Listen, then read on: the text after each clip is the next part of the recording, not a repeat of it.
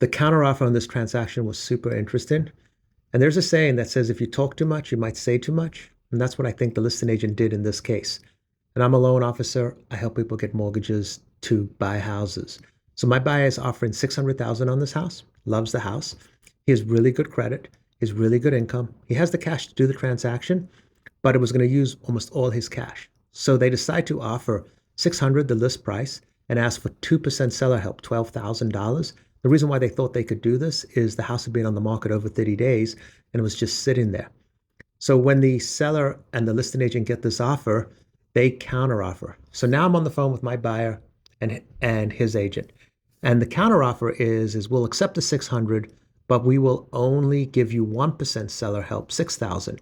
So I'm explaining to the buyer that his cash to close is going to go up 6,000, and he's kind of okay with that. But then the buyer's agent says, and guess what? They're going to throw in all the yard equipment for you because they're not giving you that $6,000. And the buyer says, everything that's in the shed? She goes, yeah, the ride-on mower, everything else. And this little alarm goes off in my head because when the listing agent had called me in the beginning to vet the buyer, asked me about his income, his credit, everything, she'd went on to volunteer the information that the seller was really happy to be selling, that they were moving to a 55 plus community. It was going to be smaller space.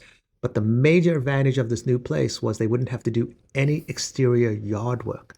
So I knew that the seller no longer needed any of that equipment. The fact is that if that seller had to sell that equipment, it would be pennies on the dollar. It would get nowhere near $6,000 value, and it'd be a huge pain in the ass. Explain this to the buyer and to the buyer's agent, and they're like, huh. So they decide to go back to the seller and say, hey, listen, we're not willing to take the 6,000 seller help.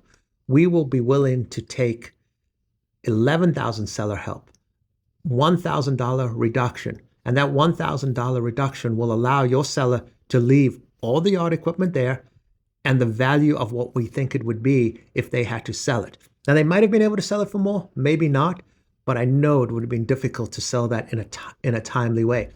The reason why the deal was negotiated like that was because the listing agent basically told me all about what the seller's plans were. I relayed that to the buyer and the buyer's agents, who were my customer. In the end, the seller accepted that offer and was based on what the listing agent had said to kind of change the way that deal was negotiated.